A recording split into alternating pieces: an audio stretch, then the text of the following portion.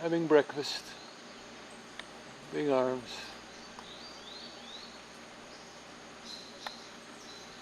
Pretty big guy.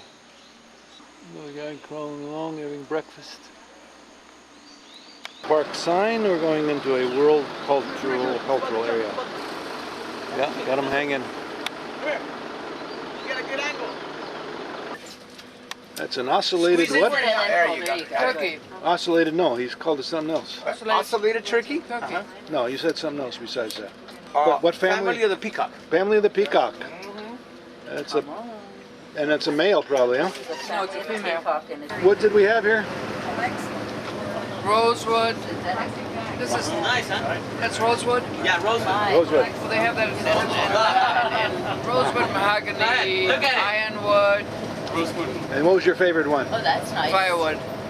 We're about to see Tikal. It's a fantastic area. There's a little bit of a tourist welcome center here with this layout model of the whole area. 6 square miles. Okay, here's the model overview.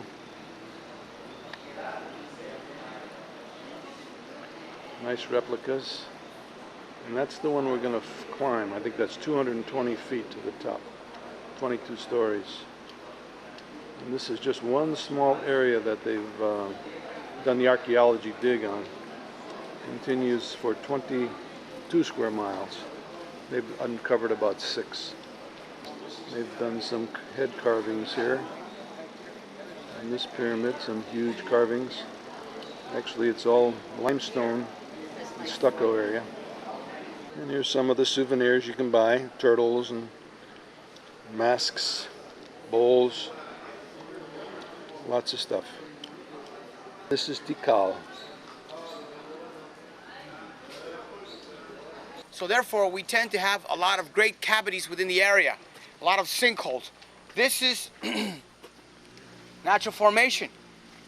The Mayans would have used it as a quarry from which they would have extracted enough material to build in adjacent areas, and of course, lined it, as we were talking about it yesterday, to retain water. Now this water here, it does not have any mortar or any lining at the bottom. What happens is that all the foliage at the bottom serves like an umbrella, if you wish. It retains water for 50, 60 days, okay?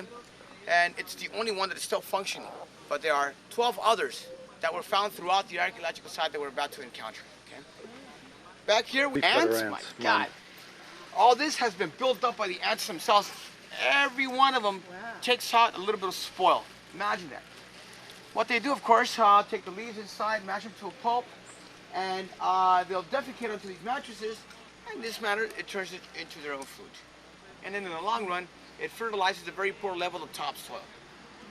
Here we go. The toucans, when he gives you a profile, you get the long beaks. There it is. Toucan scratching. You like my skin? You got your new earrings on? No. What do you got on? My old earrings. Saba. National tree. Look at this beauty here. Look at this beautiful tree. Look at this thing coming up here. Isn't that a beauty? Look at those arms sticking out. Right here. In the United States, people are going to say, wait a minute, I know that tree. It's right in my backyard. It's called Peacock tree. Peacock. Or silk cottonwood tree. Oh. Exactly. Sacado? Saba. Saba. It's a fast-growing tree. This type of a tree was termed a national tree the 8th of March of 1955 by Ulysses Rojas. He was a Guatemalan botanist who had a very hard task bringing forth a national tree, if you ask me, known as a Popol Vuh, which exposes the myth of the Maya. The book interpreted the tree as being the umbilical cord. When you talk about the creation of the world through the eyes of the Maya. That's to suggest that the roots would penetrate 9 levels of underworld, in which there were 9 gods. The manner in which these gods would manifest themselves in our world, diseases, amputation, that this would evidently lead to death. And then you have the trunk. You say, well, what about that? It represents our world that was meant to bear life in abundance. But how can this come to be? Blood-letting acts conducted by nobility, fasting, vigiling, and why not? Our aerial plants and are living off the organic material that's accumulated in the atmosphere. On a little map, we're going to follow this red line up to the north. Some reflections here around the main temple. Back down to the others and back out here. We're looking for these piscotes. It's a raccoon family animal. Tabs the taken to chiclet boiling tree. point, so the water that it contains, it evaporates and it leaves a sticky substance behind. Today, we have been set aside by the Becker. acres, and they chose my house. There's two of them up there. There's one in the back and one in the Yeah, front. yeah. I think that's the female in the front. That's the female? You can't see it. I tell you what, once you back up a bit, look, right here, ma'am, over here. It's a series of low, long-lying structures, okay? And you'll be the judge today, whether it was for administrative quarters or administrative for living quarters. Or maybe you'll say, maybe both. You know, watch your step and keep a distance from one another so we can get some lighting in there. That way you have better help to get in there, okay? Tunnel shooting out at all our bird watchers here. Someone just called this a roach hotel. Watch your step. Come Caesar now.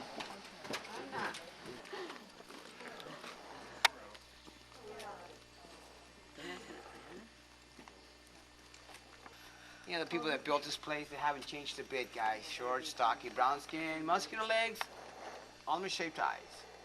In one way or another, descendant of the builders, okay, of the Mayan civilization, the people that are to be found in Guatemala today. But where would they live? Oh, of course, 10, 15 miles out. They would have constantly brought tribute and offering up into this place. But Africa, ring ladies. You take those rings off a lady's neck, they'll die. They never had an opportunity to support your own neck.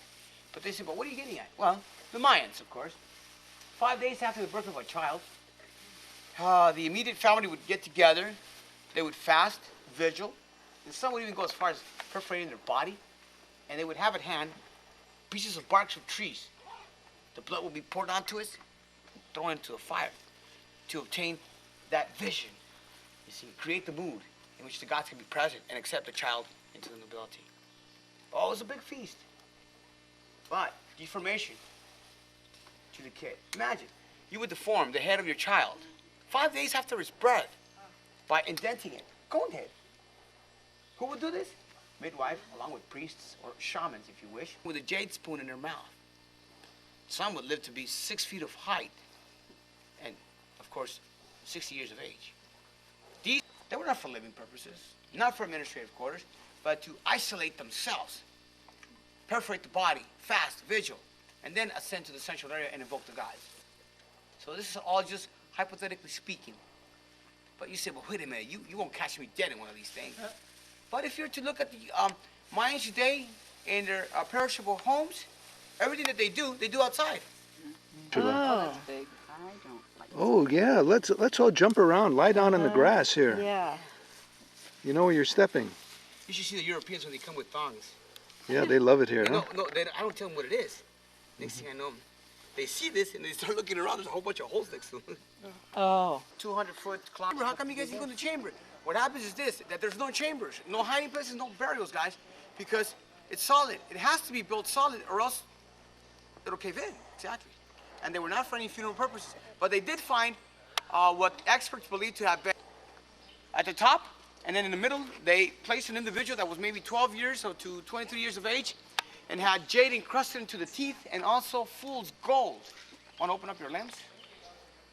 This is an Mayan altar. This is where they sacrificed 12-year-old kids, they said. As we've been traveling along in the rainforest of Guatemala, in the northern part, we start to see monumental architecture. People have asked, what was it used for? Well, first of all, it wasn't used for any funeral purposes, folks. It's not that it was a time capsule for kings to be transferred to the afterlife, like the case of Egypt or in other pre-Columbian cultures. These were for astronomical, astrological, and religious events. In other words, you and I would have built them, but didn't have access to it. This third case can tell us that. You see, it was linked to political and religious aspects. It wasn't for everyday use. And remember, that some of the people that were walking around here were 6 feet of height. They lived to be 60 years of age. All these things were used to suspend themselves from time and space, you know, Right. and get with the gods. It hasn't changed a bit, huh? Uh-oh. What is that? I do not know. Yeah, but how, we just came out of the jungle, and was this amazing to see this amount of people? You were so impressed with this Grand Central Station? I don't like the amount of people. Oh. That's what you get. This is the time where they travel, including us. Here, Gordon, come this way, see him better. Come back here, you see him better. All kinds of edifices here. We gotta get our picture. Yeah. Okay, go ahead, get 20, 25 minutes, and then I'll give you the insights of the area. Go ahead, guys. Go. No, he's begging. He wants food. This is a raccoon family, Guatemala. Right in the shadow of the pyramids here. Of low, long lying chambers like the ones that we encountered at the beginning, living quarters. No major things to see like paintings or not. All you have is graffiti of our times, unfortunately. Take in mind that Tikal for the Maya, it was the center of the stony world. 80 to about 100,000 people must have been seen and out, but according to some experts, roughly speaking, 45,000 people were to be inhabitants of the area.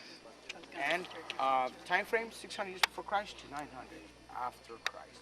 And for the region itself, roughly 2.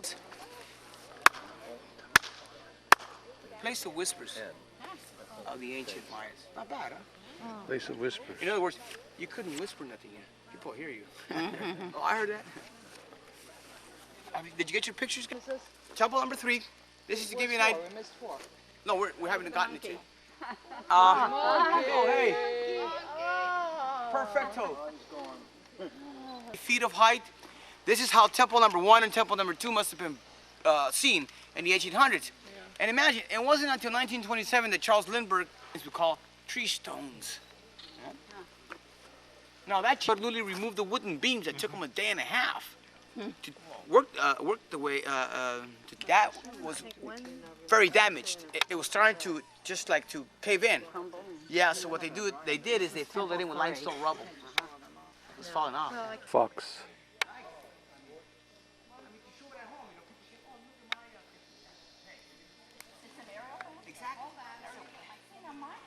It's a Christmas plant, he said. That's a little bigger than mine and we can do it at home.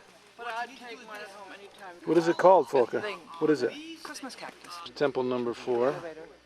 We've got 4 minutes left here. Yeah. I'm going to take you to the base of it, and then you folks decide. But I'll tell you one thing. It's the tallest pre-Columbian structure ever built by these people. And I'll tell you one thing. Temple 4, Temple 1 were definitely helping to track Venus. With only 14 seconds of error, guys. I'm serious, man. While Europe was in its dark ages, these people were fiddling around with astronomy, guys. Well, that's why I wonder what happened. Coming down. Would be so much fun. Let me be nearby just in case. Okay. You were the last one up. You're the first one down. I'm the first one down. All right. Got it?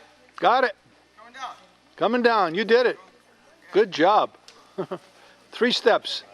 We looked at the clouds and we didn't want it wet on the steps.